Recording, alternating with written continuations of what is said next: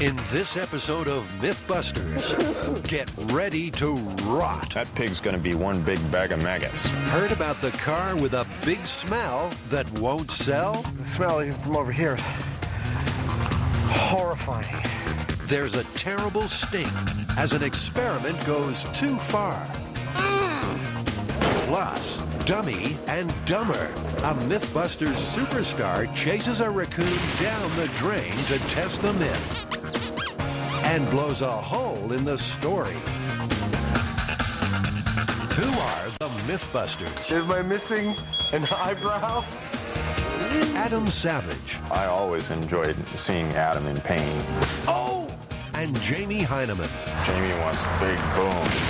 Between them, more than 30 years special effects experience. Feel kind of sexy. They don't just tell the myths, they put them to the test.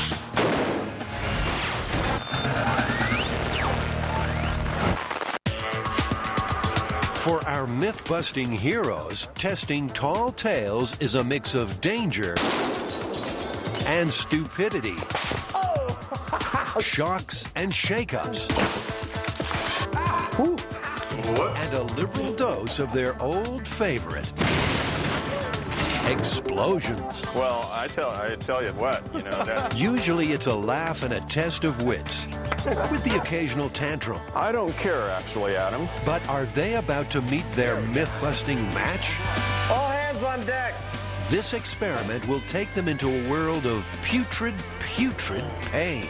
Now I just got a really bad whiff of it. Adam and Jamie want to test the myth of the stinky car.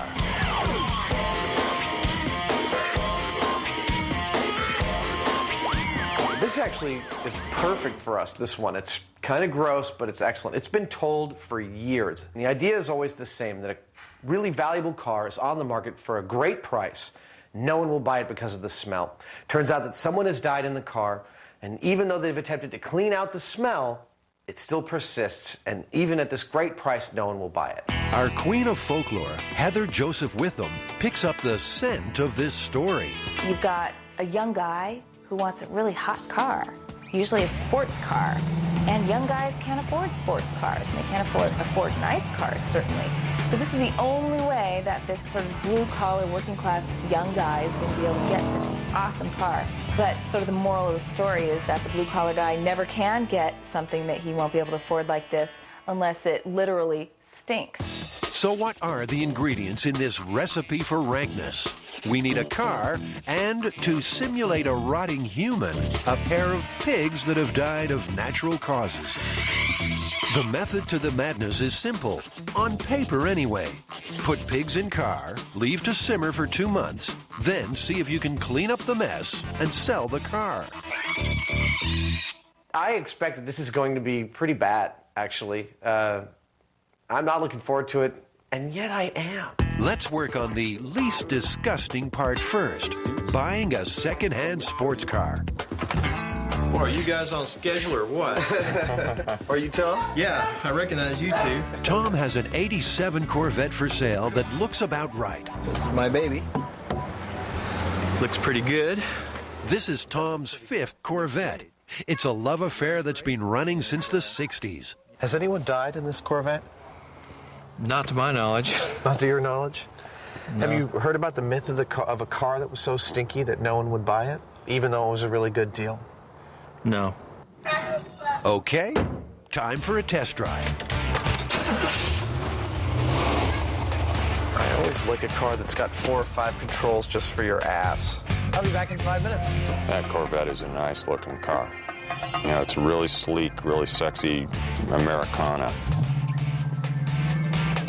Okay, there's some power there. Oh, more than I'm used to. The Corvette was the first all-American sports car.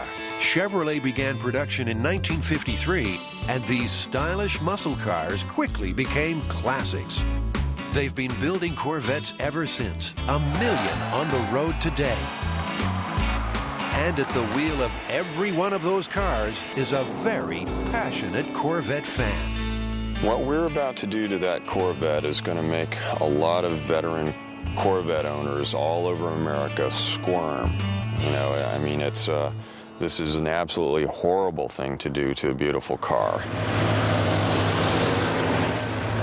Okay, that was fun. You'll enjoy driving this back to San Francisco. I think we should get it. Yeah, I like it, and I think it's hot. It's a done deal. But for Tom, there's a little twist in this transaction. Farther than that. Oh, really? You want to tell him? We have, waiting eagerly for this car, a recently dead pig that we're going to put in there and let it sit for about maybe a month or two. And I wondered what you feel about that. Well, not real happy, to tell you the truth. I mean, because it's a really nice car. Yeah, baby.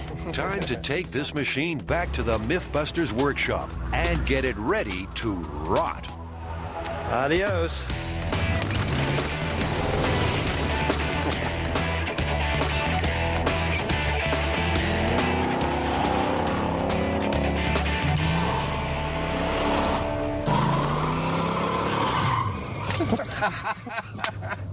That's the last time this thing's going to be driving for a while. Well, we've got wheels. Now we need squeals. To find a pair of pigs, Jamie and Adam have to go on safari. Welcome to Bischoff's, taxidermists to the stars, supplying stuffed stuff for films and TV. Gary here has an animal for every occasion. Have our jaguars and our leopards here, and our whole bird area. Some of our favorite stuff is our stand-ins, like this little guy over here, one of our stars you might recognize from one of the movies. It's our little pug. This was beautiful. Men in Black 2. He's been taxidermied and preserved for the movie industry. So these things, by and large, are dying of natural causes, then? Yes, yeah. These animals are all natural causes. We don't go out and get animals and kill them for the movies at all. He's got little pockets in his claws. We need to get a hold of some pigs for this project that we're doing. Pigs that have died from natural causes. We'll put in a call and say we need 2, 3 pigs, whatever it is, and they'll search and they'll call us when they come up with it. We ask Gary for the whole pig. That means the guts, the animal, everything that a pig naturally dies with. Because as it turns out, it's not all that easy to get a hold of that through like a butcher or other things. We want to replicate what a human would be like if that person died in a car. It's a whole new fashion statement. A week and a half later, the pigs are here. I've got a dead pig in the truck. They have just died of natural causes on a farm. The funky phase of this experiment is about to begin. No, I'm going to tape these up, man. I don't want this touching me anywhere. I'm ready to put on a second painter suit.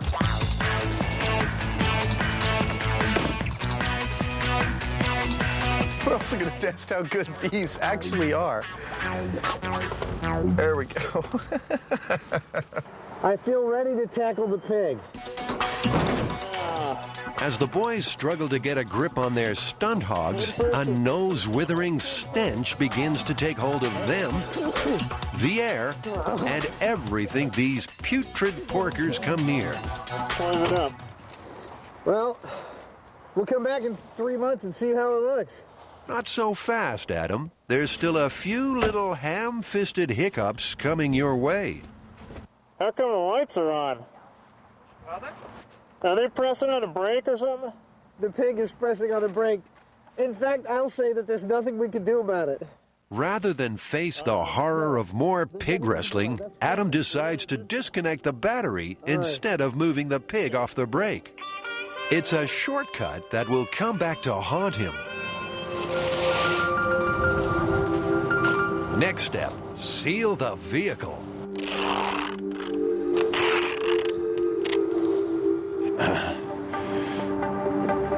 Damn, it still stinks. That guy missed the party. He's all like, yo, let me in, dudes.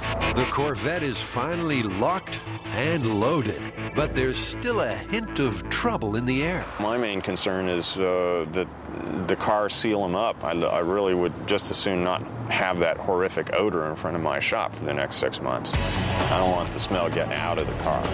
And right now, Jamie is convinced that smell has broken out and is making a dash for freedom. He reopens the car and tries to seal it even further. What's going on, hombre? Hop in, you want to take a ride? Thanks, but no.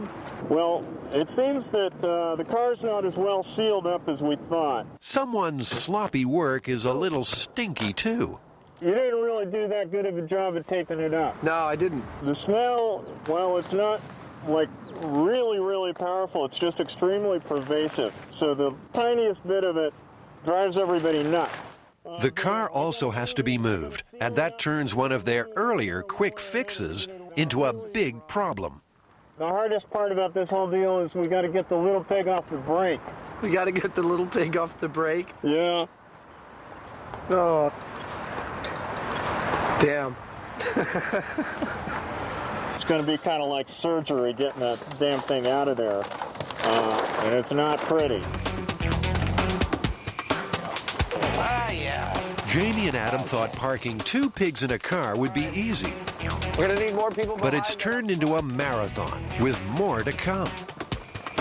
Hey, all right. That's good. Stop.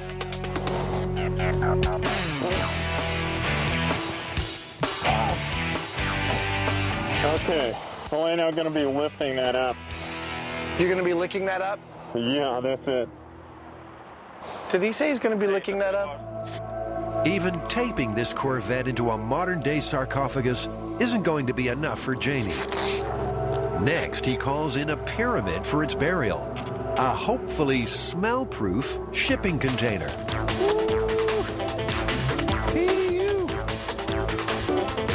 We're just turning it hard.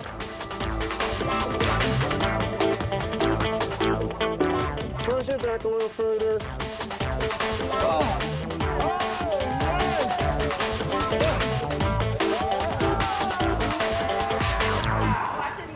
That was incredible, you people. Fabulous. You've heard the fairy tale of the 3 little pigs, right? Well, in this myth-busting moral, one got away, and the other 2 have been quietly decomposing in a 1987 Corvette for 2 months. Huffing and puffing? You bet. The moment Jamie and Adam open the doors of that car. And it might be the Mythbusters house that gets blown down. They're testing the myth that if someone dies in a car, it can get so stinky you can't clean it and you can't sell it. Time to call in an expert in extreme cleaning. Neil Smither runs a business called Crime Scene Cleaners. It's a cleaning maintenance service specializing in biohazard, primarily homicides, suicides, accidental deaths. We're really known now for doing just extreme cleanups, stuff other people just won't mess with. He knows exactly what the stinky car of the myth would smell like. And that smell, you can taste it. You just can't even describe it. It's such a unique flavor. But you know instantly what it is. Time for Jamie and Adam to get their hands dirty on a training run with the Crime Scene Cleaners. We're here cleaning up a coroner's van. I expect to learn a lot about their protocol, how they approach moving through a vehicle to find the smells, and I think that's going to be invaluable to cleaning out the Corvette. That's not residue from melted popsicles, you know? It's the real deal. I'm afraid I'm not quite as enthusiastic as the owner of this company is about this kind of work, but it'll be interesting. Let's start with cleaning the top of it. Have you heard the myth of the stinky car that can't be sold? I have heard that. It's a fallacy. There's a methodical, meticulous approach to this kind of cleaning.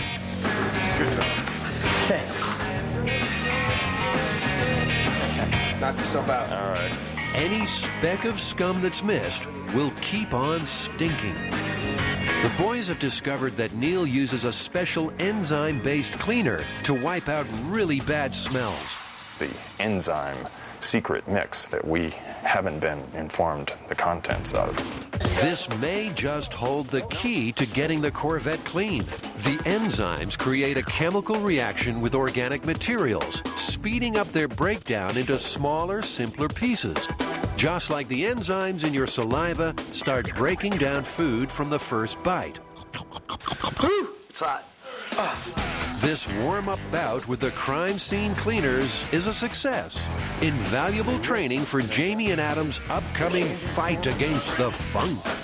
Well, you know, it's really helpful to talk to a professional about this kind of thing. You know, we just kind of go in and start doing it. I thought the myth was entirely possible and plausible when I first heard it. But talking to Neil and seeing how well this stuff works, I think we might be able to clean this car out, and it might not smell at all. Either it is cleanable with the enzyme or it gets ripped out, and we will get that car clean. Brave words. We will get that car clean. We will get that car clean. So, let's put that confidence to the test. It's been 2 months since this car was turned into a stink bomb. Now, it's Judgment Day. Time to terminate any fresh air on the Mythbusters' doorstep and open that awful container. Watching on is the nose that always knows, Neil, the extreme cleaner. I'm catching whiffs here and there, and it's pretty typical. I'll have a better indicator once we get in, but right now it just smells like standard death. All right, well, oh, man. I guess. And while our rookie cleaners look like they're ready to enter Chernobyl, the pro calmly knocks back even a nose clip. No, I'm okay. It's not that bad. Now the car has to be rolled out of the container and into the yard. Oh, yeah. Oh, man. Oh, that's foul. Oh. They're not going to bite. Climb in. All right. Here we go. Go for it, Heineman. Oh, man. Well, one thing that bothers me is that it is totally, it's raining in there. Like any place that I move around, I'm like going to get covered with, I mean, I hope these things are waterproof. Are these waterproof? Not really. I mean, those are more than anything else. I would just hurry up, just get it done. Oh, my God. That is horrible. The pig's sort of like sealing off the whole area. It's like flowed over the parking brake. He's going to have to think awfully fast, coated with gore. All right, removing the sandbag here. Yeah. Here it comes, here it comes, here it comes.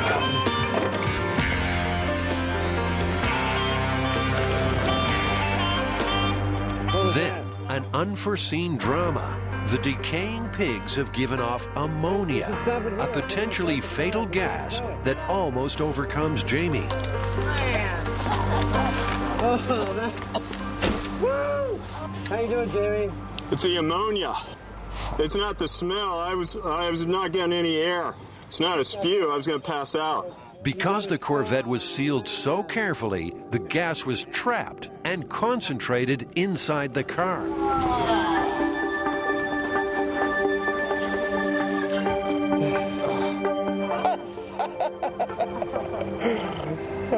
Oh, my God. This thing was useless.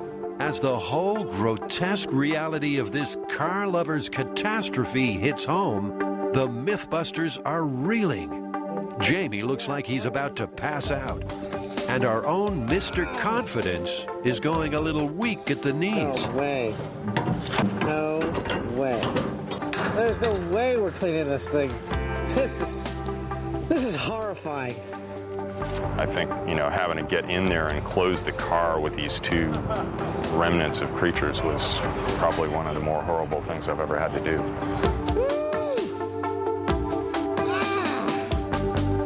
What's the worst thing you can imagine? Hey, Adam. I can't get past this. Oh, it's disintegrating. Oh. The ever-helpful Neil is just glad it's not him. I would just put a bunch of paper towels in and let the paper towels soak up as much of that liquid as you can, because you're going to have to get in there. Yeah. You know, literally laying down to get to the bolts. Are you going to lay in that puddle? I really, you know, I won't be sad when this day is over. This is a severe cleanup, no doubt about it. Oh, man.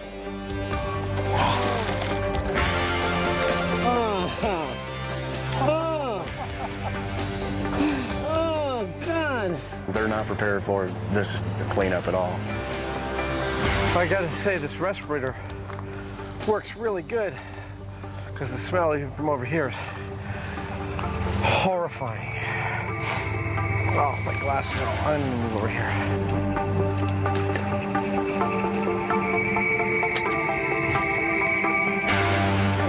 When you pull the seats, you better have something to contain them, because they're going to pour liquid. The carpets, the seats, the door panels, all history. And there's a lot of work left. Well, we got all of the wet stuff out of there. There's still little dribbles here and there, but, you know, shoot, we must have removed about 300-400 pounds of wet something. I have to say, I didn't expect that this would happen, but I see myself as a vegetarian for at least the next couple of weeks. Don't want to do that again. Now, Jamie and Adam try out the tip they got from Neil, the crime scene cleaner, using a special bioenzyme fluid to cut through all the organic gunk. They're praying this might give them an edge in the war on stinkiness. The quantity of flies has decreased. We've been doing something. Well, I know we've been doing something. Something the flies don't like.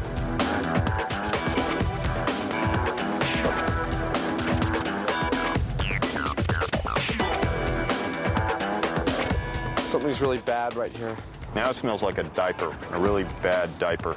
If my baby's poo smelled like that, I'd take him to the hospital immediately.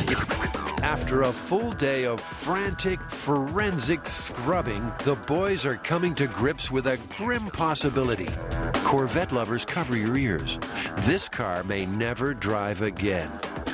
Are we actually cleaning a car to get the stink out, or are we just removing all the stinky bits and ending up with a parts car? Seats were so bad that they were just falling apart. So what are you going to do? If they cost $6 grand, the car's not worth that. I think we can get the stink out, but I'm not sure that we end up with something that's really a car. We can safely say one part of this story is true. It is possible for somebody to die in a car and ruin it.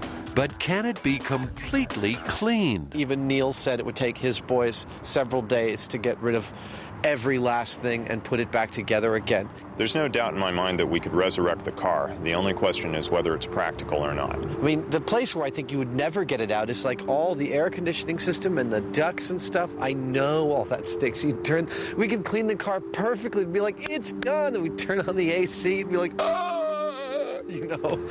Given the way the car smells now, even selling it for parts is going to be pretty difficult. I tell you, if I took one drop of the juice we cleaned up yesterday and put it in your car, you'd want to sell your car. So what's the final verdict from the Mythbusters? Jamie would be quite happy never to see that car again. Oh, man, that is nasty. That myth's busted. There's no way you're going to sell the car after that. You know, Jamie, I want to get away from this smell as much as you do, but unfortunately, we said we'd make a stinky car, that we'd try and clean it out, and that we'd sell it. So we got to go through the third phase. We got to try and sell that car, even if it's only for parts. Bummer.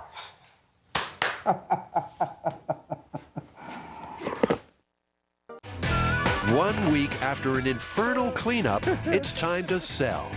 But will they find a buyer? Knowing how bad it was, it's not nearly that bad. But it's worse than anything anybody else but me and Jamie have ever smelled. Smells more like a barnyard now. No, the smell hasn't gone, and the car isn't going anywhere either. What is that? Ready? Yeah. Nothing. I'm not sure I'm getting any power at all to anything. I really would be helpful to get it started to sell it. The fuse box is fried. Yeah, this is all corroded. It's all green in here.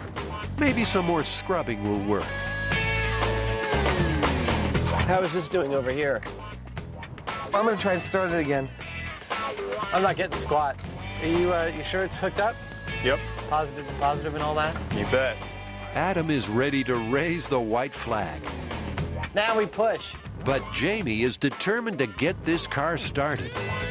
It's just a little bit of corrosion is all we're talking about. It's a real simple thing if we can find the spot. Like the engine's fine. We should be able to sell it better if the engine's running. You know, you can't really ask a lot of money for a car that doesn't start with no interior. If I can find the starter solenoid, then we can jump it. It's a total Jamie thing to like pursue these avenues that seem completely ridiculous and end up with total success. It's really unnerving. Eventually, Jamie admits defeat. You gonna help push? No, I was gonna watch from up here. You guys doing any work at all? I think I'm carrying this whole thing. It seems like we trashed this car, and that's all we did. Like, we put some pigs in it, it ruined the car, and it's junk. I think the question is, how much money can we get for a big piece of stinking junk? Not very much. Let's clean it, close it, sell it off. It won't start, and it stinks of dead pig, but it will look good. Time to place an ad on the internet to entice some buyers with an unbelievably cheap 87 Corvette. All right, so we want to sell this car. What should be in the ad? Well, I guess we should just list the good things about it. It's, like, shiny. It's got a good finish on it. Shiny. It's got good wheels and tires. It's a great parts car. We lost the interior. Yeah, we just lost it. Hidden cameras are set up to secretly record the reactions of unsuspecting buyers. So, who will buy this slightly soiled vehicle? Maybe a die-hard Corvette lover. I didn't know it was gutted. Yeah, well... Is that how you bought it? No, don't like that, huh? Jamie will have to do the hard sell on this one. I mean, we're only asking Yeah. $3,000 for it. You could, yeah. So you could take it for parts. The wheels alone are worth like $700-800, and still not impressed. No, I wonder how much that smell seeped into the fiberglass. No sale. The guy from the junkyard has a sniff. Right. Well, I think it's worth about $500. Well, we're definitely going to wait for better offers than that. So does it even start? How about this gentleman? So is there an interior for it? No. It's a smell. He seems kind of interested. How many miles does it have? It's got I think it's got a $250,000, but it's only 50,000 on the on this engine. Well, I'll let you know if I'm interested. All right. After sleeping on it, he becomes our buyer. Guess what are you going to do with the car? We're probably going to part it out. I'm interested in the engine and the transmission. The stinky car is going cheap. A couple of things. Only $2,000. There's the title and the keys. But at least it's finally gone. So there you go, man. No shortage of buyers. I don't think that there's a car in the world that's too stinky to sell. If somebody dies in a car, it can easily get so bad in there that you're not going to just kind of wash it with some Windex and some stuff like that and be able to sell it like it was. I think we busted both halves of this one. I guess we did, didn't we? I still can't get that taste out of my mouth, though. God, what a horrible thing that was. Absolutely. Horrible. Horrifying. Horrifying. That was something else. I'll remember that the rest of my life.